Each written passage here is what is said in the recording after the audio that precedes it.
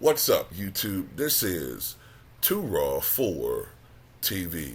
Alright, so before I get into this video, I want to give a big shout out to the brother Tomiko for the $20 donation via the PayPal. Much respect to him for showing love once again to the channel. Salute to you. Alright, so this is a question I have to ask my subscribers.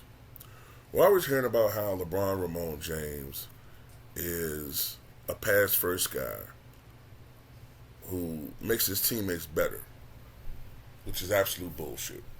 And I'm glad that Kermit Washington, former NBA All-Star, agrees with Too Raw for TV and others that that's a bullshit narrative. He doesn't make players around him better. The stats infinitely shows, and when I say infinitely, I mean forever. You go back to the Cavaliers years, his first stint, and the stats will show it to the end of time. He actually makes his teammates worse when he plays with them. But anyway, this is something that I don't think has ever been brought up.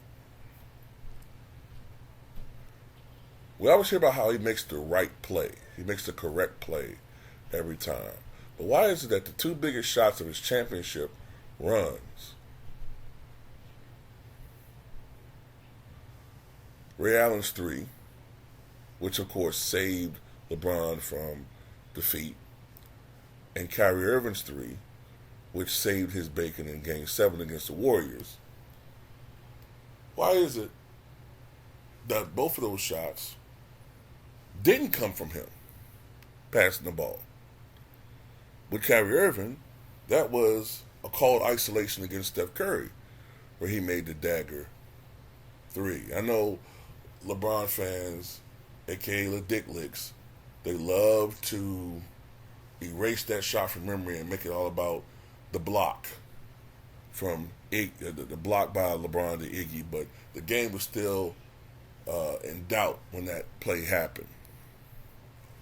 And Ray Allen, well, that came off a pass from Chris Bosh, who had just secured the biggest rebound of his career off of a miss from LeBron Ramon James.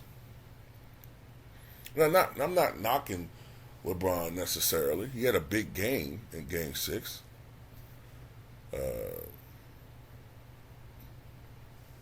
And I recall him having a big Game 7, I think, too.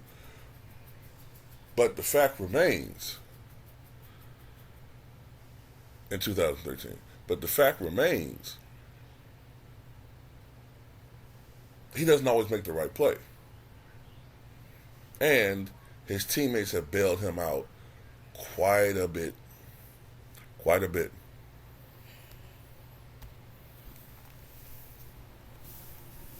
But the media doesn't want that put out there. That's not the narrative that they want. You know, that's not the memo that they get from Clutch Sports. No.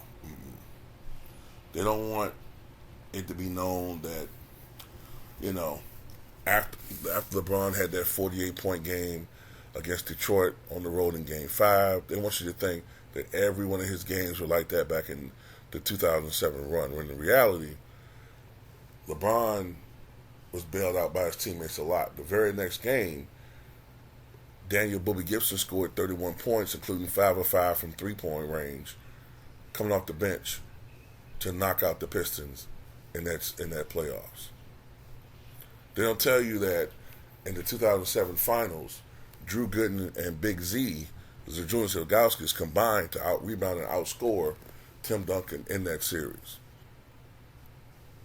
That they helped to hold a prime Tim Duncan to his worst final performance ever. They don't tell you about that. If LeBron could have simply had an average series, if he could have simply averaged 26, 7, and 7, they would have won a championship. But unfortunately, LeBron only averaged like 22 points on 35% shooting from the floor, and I think he averaged something like 5 turnovers a game in that finals.